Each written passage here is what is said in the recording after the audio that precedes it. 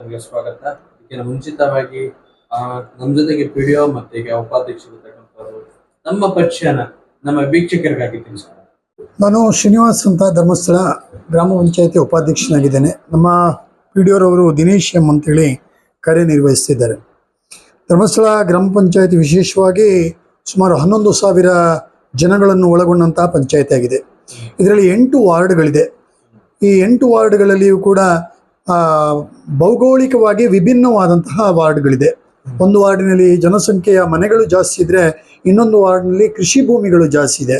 ಹಾಗಾಗಿ ಇಲ್ಲಿಯ ಸಮಸ್ಯೆಗಳು ವಿಭಿನ್ನವಾಗಿರ್ತದೆ. ಒಟ್ಟು ನಮ್ಮ 8 ವಾರ್ಡ್ಗಳಲ್ಲಿಯೂ ಕೂಡ ಬಹಳ ಪರಿಪೂರ್ಣವಾಗಿ ಅಭಿವೃದ್ಧಿಯ ನಿಟ್ಟಿನಲ್ಲಿ ಕಳೆದ 5 ವರ್ಷದಿಂದ ಮತ್ತು ಪಂಚಾಯತ್ ರಾಜ್ ಪ್ರಾರಂಭ ಆಗಿದ್ದರಿಂದ ಇಲ್ಲಿಯವರೆಗೆ ಬಹಳ ಪರಿಪೂರ್ಣವಾಗಿ ಜನಗಳಿಗೆ ಈ ಯೋಜನೆಗಳು ಮುಟ್ತಾ ಇದೆ. ಅದರಲ್ಲಿ ಮುಖ್ಯವಾಗಿ ಸರ್ಕಾರದ ಎಲ್ಲ ಯೋಜನೆಗಳು ಪಂಚಾಯತ್ ಮಟ್ಟದಲ್ಲಿ ಏನೇನು ಬರ್ತಾ ಇದೆಯಾ ಅದನ್ನು ಗರಿಷ್ಠ ಮಟ್ಟದಲ್ಲಿ ಆ ಭಾಗದ ಜನರಿಗೆ ಮುಟ್ಟಿಸುವಂಥ ಕಾರ್ಯವನ್ನು ನಾವು ಮಾಡ್ತಾ ಇದ್ದೇವೆ.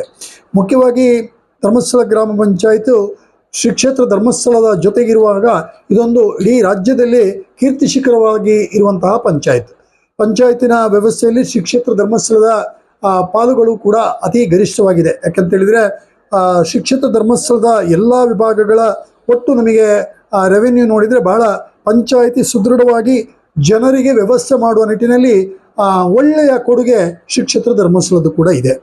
ಹಾಗಾಗಿ ಇದು ಬಹಳ ಅತ್ಯುತ್ತಮವಾದಂಥ ಪಂಚಾಯತಿ, ಅಭಿವೃದ್ಧಿ ಪರ ಪಂಚಾಯತಿ, ಅಭಿವೃದ್ಧಿಯನ್ನು ಮಾಡುತ್ತಿರುವಂಥ ಪಂಚಾಯತಿ, ಎಲ್ಲ ವರ್ಗ ಜನರು ಇರುವಂಥದ್ದು ಪಂಚಾಯತ್. ಇದೊಂದು ಇಲ್ಲಿಯ ವಿಶೇಷ.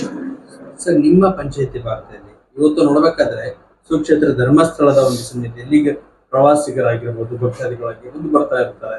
ಹತ್ರ ಇರತಕ್ಕಂಥ ಒಂದು ಏನಂತಂದ್ರೆ ದೇವಸ್ಥಾನದಿಂದ ಇವತ್ತು ತಮ್ಮ ಪಂಚಾಯತಿಗೆ ಒಂದು ಹೆಚ್ಚಿನ ಜವಾಬ್ದಾರಿ ಕೂಡ ಇದೆ ಅಂತ ನಾನು ಭಾವಿಸ್ತೇನೆ. ಈಗ ಸ್ವಚ್ಛತೆ ಮಟ್ಟದ ಬಗ್ಗೆ ಬಂದ್ರೆ ಪ್ರವಾಸಿಗರಿಂದನೂ ಕೂಡ ಏನಾದ್ರೂ ತೊಂದರೆಗಳಾಗ್ತಾ ಇದೆ, ಯಾವ ರೀತಿ ಸ್ವಚ್ಛತೆನ ತಾವು ಮೇಂಟೈನ್ ಮಾಡ್ಕೊಂಡು ಹೋಗ್ತಾ ಇದ್ದೀರಾ ಅಂತ? ಈ ಬಗ್ಗೆ ಇಡೀ ಕರ್ನಾಟಕ ರಾಜ್ಯದಲ್ಲಿ 4 ಕ್ಷೇತ್ರಗಳನ್ನು ಏಕಬಳಕೆಯ ಪ್ಲಾಸ್ಟಿಕ್ ನಿಷೇಧದ ಗ್ರಾಮ ಅಂತ ಹೇಳುವಂತಹ ಒಂದು ಘೋಷಣೆಯನ್ನು ಕರ್ನಾಟಕ ಸರ್ಕಾರ ಮಾಡಿತು. ಮುಖ್ಯಮಂತ್ರಿಯವರು ಇದನ್ನು ಘೋಷಣೆ ಮಾಡ್ತಾರೆ. ಆ ಘೋಷಣೆಯ ಮೂಲಕ ಅಕ್ಟೋಬರ್ 2ನೇ ತಾರೀಕು 2023 ಶ್ರೀ ಕ್ಷೇತ್ರ ಧರ್ಮಸ್ಥಳದಲ್ಲಿ ಮಂಜುನಾಥನ ಸನ್ನಿಧಿಯಲ್ಲಿ ಗ್ರಾಮ ಪಂಚಾಯತು, ದಕ್ಷಿಣ ಕನ್ನಡ ಜಿಲ್ಲಾ ಪಂಚಾಯತು ಮತ್ತು ಶ್ರೀ ಕ್ಷೇತ್ರ ಧರ್ಮಸ್ಥಳ 3 ಸಂಯೋಜನೆಯ ಒಂದು ಕಾರ್ಯಕ್ರಮ ಮಾಡಿ ಅದನ್ನು ಘೋಷಣೆ ಮಾಡ್ತೇವೆ. ಇದು ಬಹಳ ಪರಿಪೂರ್ಣವಾಗಿ ಶ್ರೀ ಕ್ಷೇತ್ರ ಧರ್ಮಸ್ಥಳದಲ್ಲಿ ಅನುಷ್ಠಾನವಾಗಿದೆ. ಇದರಲ್ಲಿ ಗ್ರಾಮಸ್ಥರು ಎಲ್ಲರೂ ಕೂಡ ಸಹಕಾರ ಮಾಡ್ತಾ ಇದ್ದಾರೆ. ಇಲ್ಲಿಯ ವ್ಯಾಪಾರಸ್ಥರು, ಅಂಗಡಿ ಮುಗ್ಗಟ್ಟಿನವರು ಕೂಡ ನಮ್ಮ ಕೋರಿಕೆಯ ಮೇಲೆಗೆ ಏಕಬಳಕೆಯ ಪ್ಲಾಸ್ಟಿಕ್ ಅನ್ನು ನಿಷೇಧನ ಮಾಡುವ ನಿಟ್ಟಿನಲ್ಲಿ ದೊಡ್ಡ ಸಹಕಾರವನ್ನು ನೀಡಿದ್ದಾರೆ. ಸ್ವಚ್ಛತೆಯ ಇದರಲ್ಲಿ 2 ಭಾಗ ಇದೆ. ಒಂದು ಗ್ರಾಮೀಣ ಮಟ್ಟದ 8 ವಾರ್ಡ್ಗಳು ಭಾಗ ಒಂದಾದರೆ, ಒಂದು ಶ್ರೀ ಕ್ಷೇತ್ರ ಧರ್ಮಸ್ಥಳದ ಒಂದು ಕ್ಷೇತ್ರದ ವ್ಯಾಪ್ತಿಯಲ್ಲಿ ಕೂಡ ಸ್ವಚ್ಛತೆಯನ್ನು ಬಹಳ ಪರಿಪೂರ್ಣವಾಗಿ ಮಾಡ್ತಾ ಇದ್ದಾರೆ. ವಿಶೇಷವಾಗಿ ನಮ್ಮದೊಂದು ಸ್ವಚ್ಛತಾ ಘಟಕ, ಸ್ವಚ್ಛ ಸಂಕೀರ್ಣ ಘಟಕ ಅಂತ ಹೇಳುವಂಥ ನಿಟ್ಟಿನಲ್ಲಿ ಅದು ಕೂಡ ನಮಗೆ ಒದಗಿ ಬಂದಿದೆ. ಅದನ್ನು ಕೂಡ ಬಹಳ ಪರಿಪೂರ್ಣವಾಗಿ ನಾವು ಕಾರ್ಯನಿರ್ವಹಿಸಿದ್ದೇವೆ. ಅದರಲ್ಲಿ ಇಲ್ಲಿಯ ಎಲ್ಲ ಕಸಗಳನ್ನು ಸಂಗ್ರಹ ಮಾಡಿಕೊಂಡು ಅದರಲ್ಲಿ ಪ್ಲಾಸ್ಟಿಕ್ಕನ್ನು ವಿಂಗಡಣೆ ಮಾಡಿಕೊಂಡು ಉಳಿದಂತಹ ಕಸಗಳಲ್ಲಿ ಗೊಬ್ಬರವನ್ನು ತಯಾರಿಸುವಂಥದ್ದು, ಆ ಗೊಬ್ಬರದ ಮೂಲವನ್ನು ಹಿಡಿದುಕೊಂಡು ಅಲ್ಲಿ ಒಂದು ಉಪ ಉದ್ದಿಮೆಗಳಾಗಿ ಕೋಳಿ ಸಾಕಾಣಿಕೆ ಇರ್ಬೋದು, ಅಡಿಕೆ ಕೃಷಿ ಇರ್ಬೋದು, ಅದರ ಜೊತೆಗೆ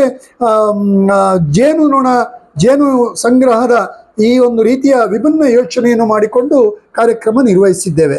ಕ್ಷೇತ್ರದ ಪಾಲು ಬಹಳ ಮುಖ್ಯ ಅಂತ ಹೇಳಿದ್ರೆ, ಪ್ರತಿನಿತ್ಯ ವಾರಕ್ಕೆ 6 ದಿವಸಗಳು ಕೂಡ ನಮ್ಮ ಸ್ವಚ್ಛ ಸಂಕೀರ್ಣದ 2 ಸ್ವಚ್ಛ ಸಹಾಯಕರು ಮತ್ತು ಚಾಲಕರು ಇದ್ದು ಪ್ರತಿ ಬೆಳಿಗ್ಗೆ 7 ಗಂಟೆಗೆ ನಮ್ಮ ವಾಹನ ಇಲ್ಲಿಂದ ತೆರಳುತ್ತದೆ. ಇಡೀ ಪೇಟೆಯಲ್ಲಿ ಸುತ್ತಾಡಿ ಅಲ್ಲಿಯ ಕಸವನ್ನು ಸಂಗ್ರಹಿಸಿ ಅದನ್ನು ಸಂಗ್ರಹ ಮಾಡ್ತಿದ್ದೇವೆ. ಇದಕ್ಕೆ ಪೂರಕವಾಗಿ ಶ್ರೀ ಕ್ಷೇತ್ರ ಧರ್ಮಸ್ಥಳದ ವ್ಯಾಪ್ತಿಯಲ್ಲಿ ಬರುವಂತಹ ಕ್ಷೇತ್ರದ ಆಸುಪಾಸಿನಲ್ಲಿ ಬರುವಂತಹ ಕಸವನ್ನು ಕೂಡ ಶ್ರೀ ಕ್ಷೇತ್ರದ ವತಿಯಿಂದ ಸ್ವಚ್ಛ ಸಂಕೀರ್ಣದ ಒಂದು ವಾಹನವನ್ನು ಮಾಡಿಕೊಂಡು ಅದರಲ್ಲಿ ಕಸವನ್ನು ಸಂಗ್ರಹ ಮಾಡ್ತಿದ್ದಾರೆ. ಇದು ಬಹಳ ಅಪರೂಪವಾಗಿ ಜೊತೆಯಲ್ಲಿ ಹೋಗ್ತಾ ಇದ್ದೇವೆ. ನಾವು ಈ ರೀತಿಯ ಸಂಪನ್ಮೂಲವನ್ನು ಕ್ರೋಢೀಕರಿಸಿಕೊಂಡ್ರೆ ಅವರು ಅಲ್ಲಿಯ ಕಸಗಳನ್ನು ಬೇರ್ಪಡಿಸುವಂಥ ನಿಟ್ಟಿನಲ್ಲಿ ಮತ್ತು ಹಸಿ ಕಸವನ್ನು ಉಪಯೋಗಿಸಿ ಎರೆಹುಳು ಘಟಕದ ಮೂಲಕ ಸಾವಯವ ಗೊಬ್ಬರವನ್ನು ಅತೀ ಗರಿಷ್ಠ ಪ್ರಮಾಣದಲ್ಲಿ ಟನ್ಗಟ್ಟಲೆ ಅವರು ಅದನ್ನು ಉಪಯೋಗ ಮಾಡ್ಕೊಳ್ತಾ ಅದನ್ನು ಸಂಗ್ರಹ ಮಾಡ್ತಾರೆ, ಅದನ್ನು ಕೃಷಿಕರಿಗೆ ಕೊಡುವಂಥ ಕಾರ್ಯ ಆಗಿದೆ. ಹಾಗಾಗಿ ಕ್ಷೇತ್ರ ಮತ್ತು ಪಂಚಾಯತಿ ಸ್ವಚ್ಛದ ವಿಷಯದಲ್ಲಿ ಒಟ್ಟಿಗೆ ಸಾಗ್ತಾ ಇದೆ. ಸರ್, ಕ್ಷೇತ್ರ ಮತ್ತು ಪಂಚಾಯತಿಗೆ ಬರ್ತಕ್ಕಂಥ ಒಂದು ಅನುದಾನ ಒಂದೆಡೆ ಆದ್ರೆ, ಧರ್ಮಸ್ಥಳ ಈ ಒಂದು ಕ್ಷೇತ್ರದಿಂದ ಇವತ್ತು ನಿಮ್ಮ ಒಂದು ಪಂಚಾಯತಿ ವ್ಯಾಪ್ತಿಯ ಗ್ರಾಮಸ್ಥರಿಗೆ ಯಾವ ರೀತಿ ಅನುಕೂಲತೆಗಳನ್ನ ಆಗ್ತಾ ಇದೆ ಅನ್ನೋದನ್ನ ತಾವು ಹೇಳ್ತೀರಾ?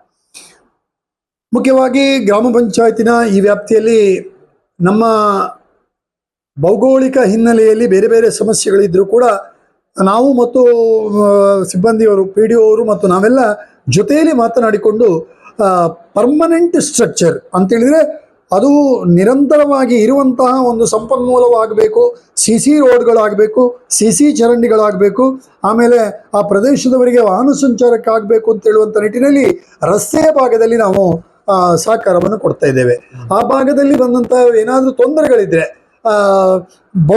ಪ್ರಾಕೃತಿಕವಾಗಿ ಕಳೆದ ಬಾರಿಯ ಅತಿವೃಷ್ಟಿಯ ಸಮಯದಲ್ಲಿ 10 ಮನೆಗಳಿಗೆ ಗಾಳಿ ಬಂದಾಗ ಅಲ್ಲಿನ ಹಂಚುಗಳು ಅಥವಾ ಅಲ್ಲಿಯ ಮೇಲಿನ ಎಲ್ಲ ಚಾವಣಿಗಳು ಬಿದ್ದಾಗ ಕೂಡ ನಾವು ವಿಶೇಷವಾಗಿ ತಂಡವಾಗಿ ಹೋಗಿ ಅದನ್ನು ಪರಿವೀಕ್ಷಣೆ ಮಾಡಿಕೊಂಡು ಆ ಸಮಯದ ಸಹಾಯ ಹಸ್ತವನ್ನು ಚಾಚಿ ಅವರಿಗೆ ಆಸರೆಯಾಗಿ ನಿಂತಿದ್ದೇವೆ. ಕ್ಷೇತ್ರ ಧರ್ಮಸ್ಥಳವು ಕೂಡ ನಾವು ಪೂರಕವಾಗಿ ಈ ರೀತಿಯ ಕೆಲಸವನ್ನು ಮಾಡುವಾಗ ಅವರು ಕೂಡ ವಿಶೇಷವಾಗಿ ನಮಗೆ ಸಹಕರಿಸ್ತಾರೆ. ನಮ್ಮ ಎಲ್ಲ ಕಾರ್ಯಕ್ರಮಗಳಲ್ಲಿ ಪಂಚಾಯತಿನಿಂದ ಒಂದು ವಿನಂತಿ ಮಾಡಿಕೊಂಡಾಗ ನಮಗೆ ಪೂರಕವಾಗಿ ನಮ್ಮ ಜೊತೆಯಲ್ಲಿ ಸಾಗಿಸುವಂಥ ಕೆಲಸವನ್ನು ಶ್ರೀ ಕ್ಷೇತ್ರ ಮಾಡ್ತಾ ಇದೆ.